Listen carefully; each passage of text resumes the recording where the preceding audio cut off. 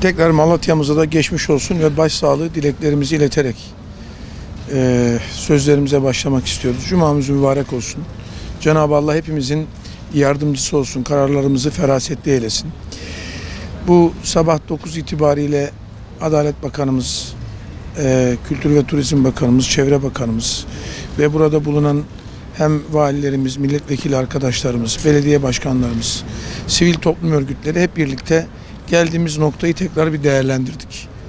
Ve geldiğimiz noktada hangi adımları hangi süratle ve hangi şekilde atacağımızı bir şekilde karar verdik.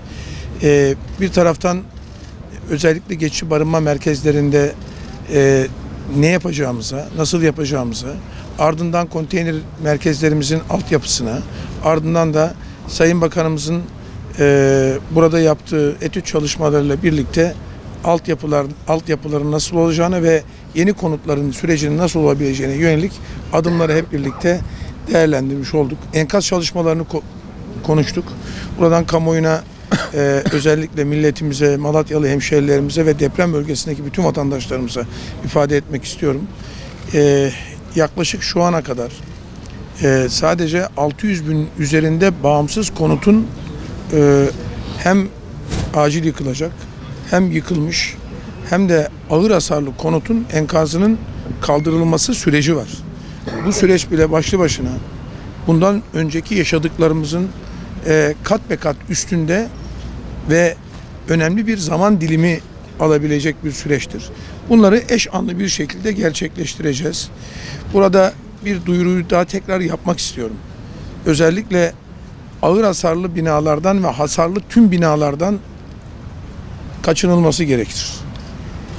Kaçınılması gerekir derken muhakkak içine girilmemesi gerekir. Bu birincisi. Ama bunların yanından, bunların içerisinden ev eşyası alınmadan, yanından geçmeden her birinden de kaçınılması gerekir. Yani hem ev eşyası almak ağır hasarlı, acil yıkılacak. Aynı zamanda bu konuda şu anda orta hasarlı binalar dahil olmak üzere eğer izin verilmemişse ilgili hocalar ve yetkin kişiler tarafından kesinlikle ve kesinlikle bu binalara girilmemesi gerekir. Evet, izin verilirse özellikle orta hasarlarla ilgili söylüyorum. Diğerleriyle ilgili kararımız net ve kesindir. Ağır hasarlı binalardan ve acil yıkılacak binalardan kesinlikle ev eşyası alınmaması gerekir. Bu binaların yanından geçmek de artçı depremler devam ettiği ve müstakil depremler devam ettiği sürece doğru değildir ve yasaktır. Onun için bunu tekrar deprem bölgesindeki bütün hemşehrilerimize bir kez daha altını çizerek söylemek istiyorum.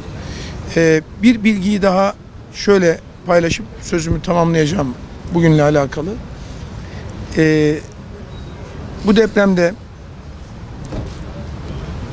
özellikle tamamen binası yıkılmış vatandaşlarımız var.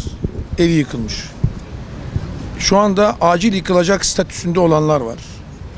Ve ağır hasarlı olanlar var. Ve yine ev sahibi olanlar var ve kiracı olanlar var. Bir Sayın Cumhurbaşkanımız açıklamış idi. Özellikle ev sahibi olanlara 5.000 lira kira yardımı, 15.000 lira da taşınma yardımı yapılacak. Eğer konteyner kentlere taşınmak istemezlerse, konteyner kentlere taşınmak isterlerse taşınma yardımı elbet alacaklar. Yani başka bir eve geçene kadar o taşınma yardımlarını kendileri almış olacaklar. Kiracılar için de 2.000 liraydı. Yine Sayın Cumhurbaşkanımıza yaptığımız değerlendirme ve aldığımız talimatları gereği kiracılar da aylık kira yardımı 3.000 liraya çıkmış oldu. Yine 15.000 lira taşınma yardımı alacaklar. Ve burada peki konteyner kentlere eğer kiralık ev bulamazlarsa, eğer kiraya taşınamazlarsa, konteyner evlere veya konteyner evi tercih ederlerse kimler girebilecek? şöyle bir değerlendirmemiz var. Bu deprem diğer depremlere nazaran farklı bir deprem.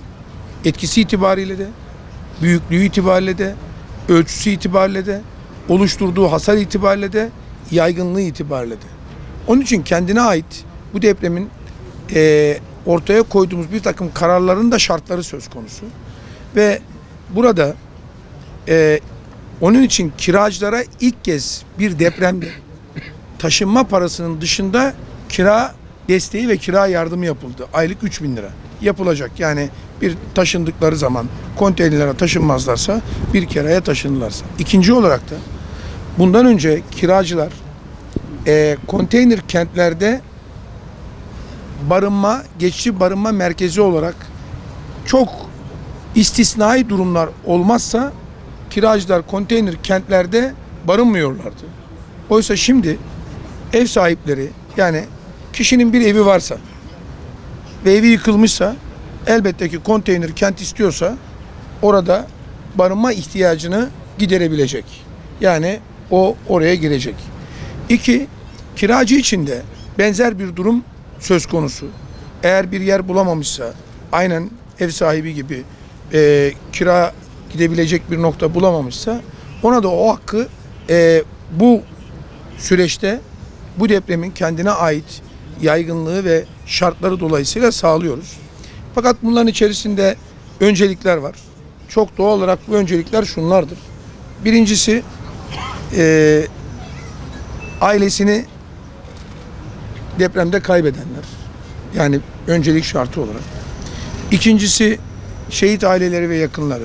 Üçüncüsü engelliler, yatalak hastalar, özellikle 6 yaşından küçük çocukları olanlar, hamile olanlar ve kiracı da olsa bizim Sosyal Yardımlaşma ve Dayanışma Vakfı'ndan yardım etmek durumunda kaldığımız vatandaşlarımız, destek olduğumuz vatandaşlarımız.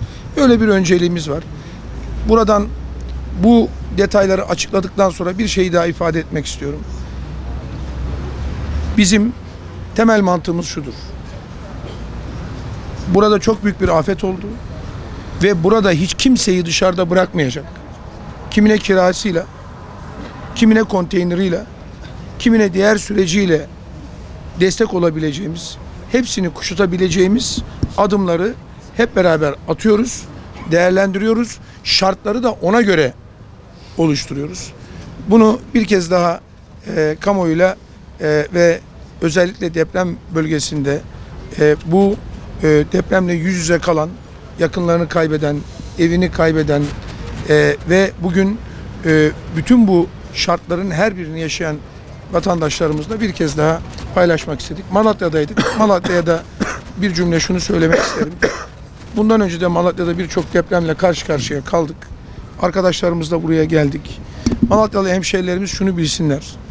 Burada işimizi tamamlamadan, burada Malatya'da insanlarımızı huzurlu bir şekilde konutuyla, işiyle, esnafıyla, köylüsüyle, tarımıyla hep birlikte, kamu binalarıyla hep birlikte dört dörtlük yapmadan bizim buradan çıkmamız, deprem bölgelerinden çıkmamız mümkün değildir.